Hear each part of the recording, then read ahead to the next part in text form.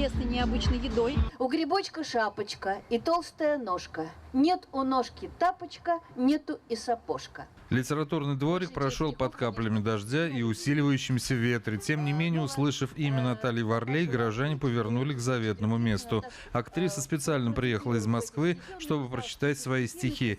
Первый, кстати, звезда Вея и «Кавказской пленницы» написала в 4 года. Спустившийся с небес и посетивший нас, ребенок хрупкий и многоименный, зовется боль, любовь, разлука, нежность, страсть. Он светлый вальс и пепел похоронный.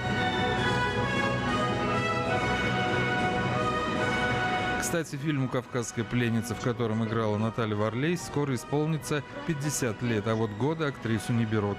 Правда, огорчает ее одно – засилье тупорылых ремейков, в том числе и на знаменитую «Кавказскую пленницу», где роль Нины сыграла певица Сати Казанова. Я считаю, что когда снимают, предположим, ремейк на «Кавказскую пленницу», нужно быть уверенным, что талант не меньше, чем у Леонида Иовича Гайдая. Нужно быть Гайдаем, чтобы снять картину лучше.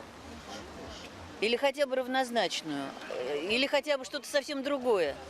Я просто посмотрела кусочки, и мне стало горько и обидно, и за актеров, и за Гайдая. Актриса еще пообщалась со зрителями, охотно раздавала автографы, а после отправилась в сухое место. Стихи – это, в общем, чаще всего то, что в тебе накапливается, то, что не высказано в жизни. Вот они как бы вот уходят вот как в дупло, которое можно прокричать свою тайну.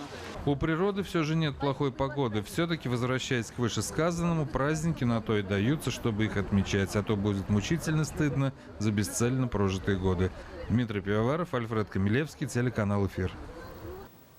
В эти